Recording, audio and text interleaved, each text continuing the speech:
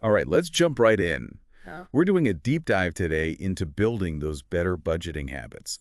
And looks like we've got a great starting point with these 10 tips to improve personal budgeting that someone sent in. Yeah, even when it's advice we think we've heard before.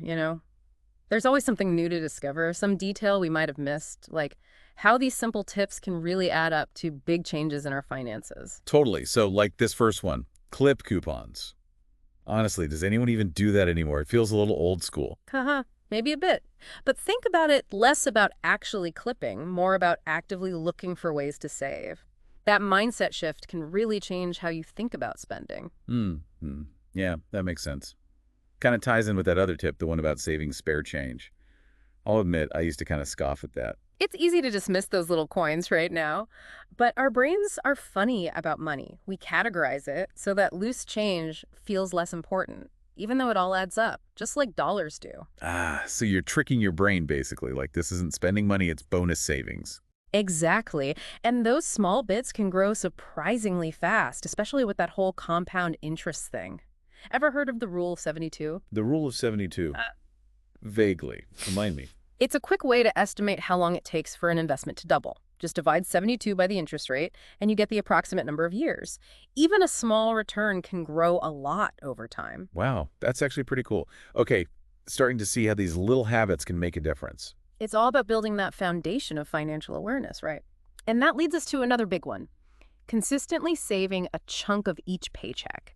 Aim for 10–20%, but it's got to be realistic for you. Right. Especially when you're first starting out or if money's tight. Setting aside that much can feel impossible. No doubt. That's why I like to think of it as paying yourself first. Changes the whole perspective, like you deserve to prioritize your own financial well-being. Okay, so it's not an afterthought. It's like a non-negotiable part of your plan. Exactly. And one way to make that happen is automating it. Set up automatic transfers to your savings so you're paying yourself before anything else. No temptation to spend it. That's a smart move. Automating takes away the decision-making, helps build those consistent habits. Totally. Takes out the emotion, makes saving just part of your routine. And speaking of emotion, this next tip, man, I feel this one. Avoiding impulse shopping. Who hasn't been there? That urge to buy something you don't need. Clever marketing gets me every time. Oh, for sure. Our brains love instant gratification, and marketers know it. But here's a trick. Wait 24 hours before you buy anything non-essential. So like hit pause before you hit add to cart. Exactly. You step back, figure out why you want it. Often, the urge goes away, you realize you didn't even need it. Sometimes that wait leads you to an even better deal, like something on sale. Yes. That brings us to another great tip. Strategic shopping. It's not depriving yourself. It's about choices that work for your budget and to your values. Sales, clearance sections, even those buy one, get one free deals can be amazing, especially for things you use all the time. It seems obvious, but I forget. It's okay to wait for a better price. It's that I want it now mentality that gets us. The classic impulse versus delayed gratification thing. Mastering that is key why for financial stability. Totally. And speaking of stability, I got to ask about this one. Buying in bulk feels like you're spending more up front, which can be tough. True, the initial cost is higher, but if you do it right, buying bulk saves you money over time. Think about those everyday things you always need: toothpaste, toilet paper, laundry detergent, stuff that lasts, doesn't expire quickly. So you're shifting your view from that immediate cost to what it's worth in the long run. Exactly. And it breaks that idea that saving means sacrificing quality. It's about choices that work for your wallet and your lifestyle. Love that. It's where smart spending meets good living. That's it. And that brings us to a topic that can be tricky: credit cards. Incredibly useful tools when used well, but they come with risks too. Yeah, credit cards, they can get out of hand fast. I think those high interest rates are the biggest danger. Absolutely. High interest can turn a small balance into a huge problem. It's so important to understand APR, the annual percentage rate. That tells you the yearly cost of borrowing money on that card. So higher APR means you pay more in interest if you don't pay it off right away. Exactly. And this is where it gets tough. With those tempting introductory offers, low APR for a limited time, Yeah, those are hard to resist. But there's got to be a catch, right? often those rates expire and then the APR skyrockets. Read the fine print, make sure you can pay it off before that happens. So you're using those offers strategically, not letting them trick you into more debt than you can handle. Precisely. Which leads us to something that might be controversial: hardship programs. Some credit card companies offer these to give people temporary help if they're struggling financially. I've heard of those, but not sure how they actually work. They basically adjust your account terms for a bit, like lower interest, smaller minimum payments, maybe even waiving late fees. Not a long-term fix, more like a bridge to help you get back on track. So it's about getting help when you need it, using it to regain control of your finances. Exactly. Hardship programs aren't a free pass. They have their own rules. Got to understand those before jumping in. Right. It's about making informed decisions, taking responsibility for your money. Absolutely. And remember, they're not a failure. They're there to help you through rough patches and come out stronger. Okay, wow, we've covered a lot in Fishel in this first part of our deep dive into personal budgeting. We've talked about the power of those small, consistent things, figured out how credit cards really work, and even touched on those hardship programs. But we're not done yet. Stay tuned. We're diving deeper into strategic spending next, finding ways to make your purchases match your values, and uncovering tips to save more without giving up quality or convenience. Those hardship programs are a good reminder that there's help out there when things get tough. Definitely. It's not a sign of weakness, it's about taking control.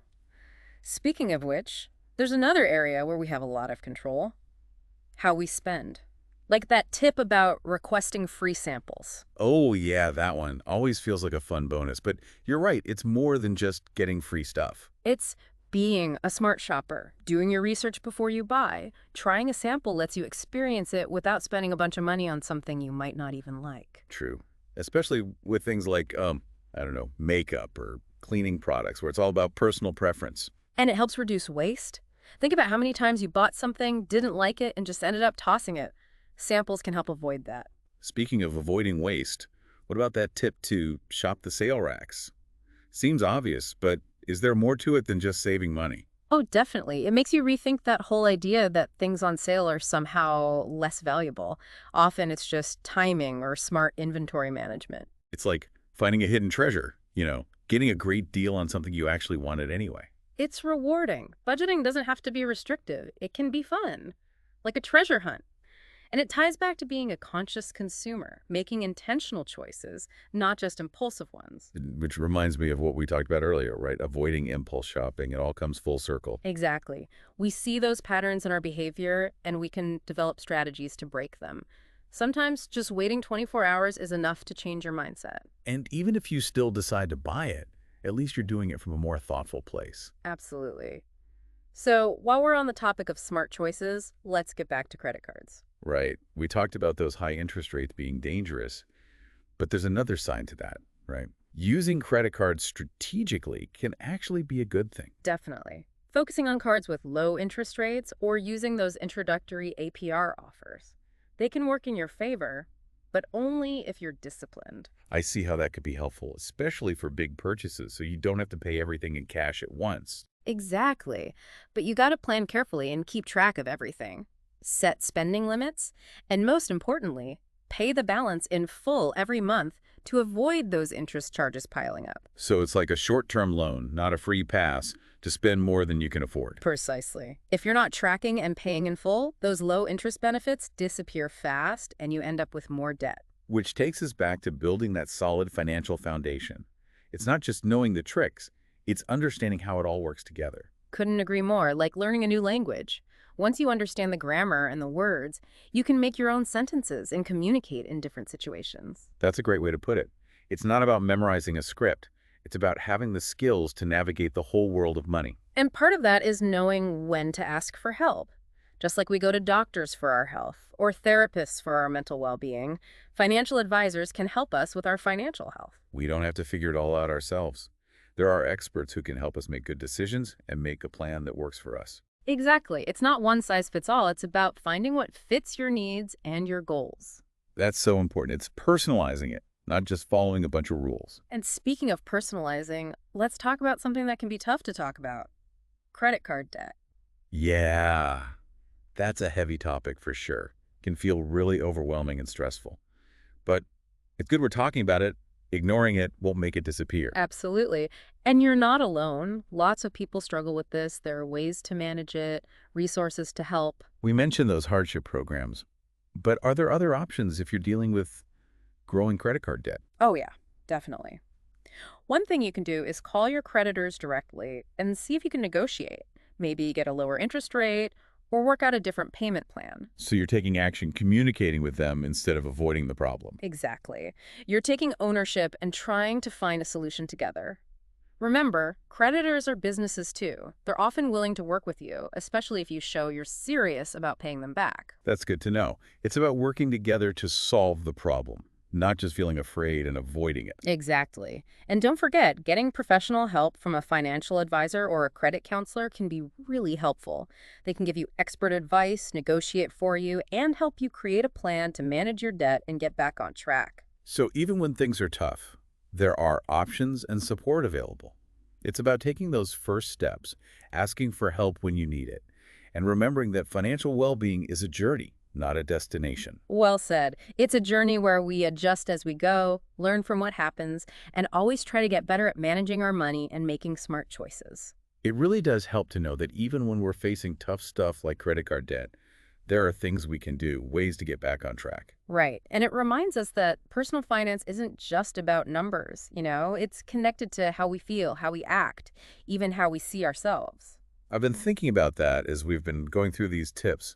It seems like there's a bigger message here, beyond the specific advice. You're right on the money there. It's about building a healthy relationship with money.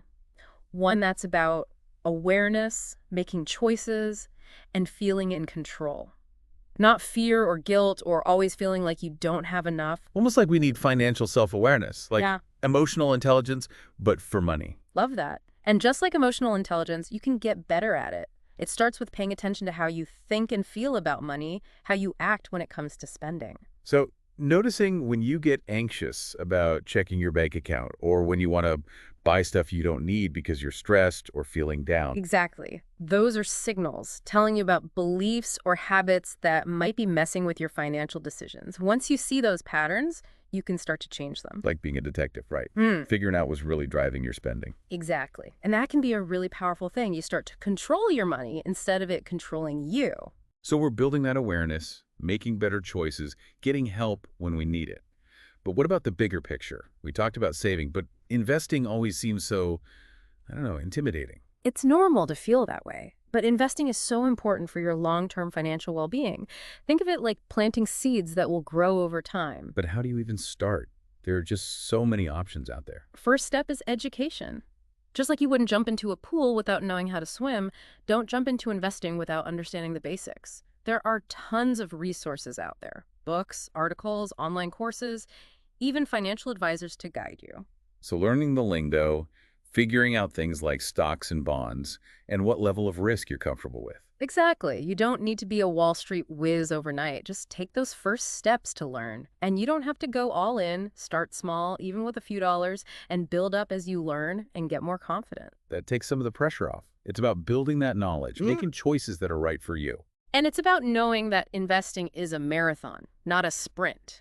You need patience. You need to stick with it even when the market goes up and down. Sounds like investing and personal finance in general is as much about how you think as it is about what you do. Couldn't have said it better myself. It's about always learning, always growing, and realizing that financial well-being is a journey. We've covered a lot of ground in this deep dive, from those simple budgeting tips to the bigger ideas like financial self-awareness and planning for the long term. Feels like we've just scratched the surface, but it's a great place to start. Absolutely. We've laid the groundwork, and hopefully we've sparked some curiosity and inspired you to keep learning about money and how to manage it. So as we wrap up, what's one last thought you want to leave with our listener? Remember the power of those small, everyday actions. Just like those spare coins adding up over time, the choices we make about our spending, our saving, our investing, they all shape our financial future. It's a good reminder that we have more control than we think. Even little steps, when we do them consistently, can lead to big results. Thanks for joining us on this deep dive. We hope you've learned something new and feel ready to take charge of your financial journey.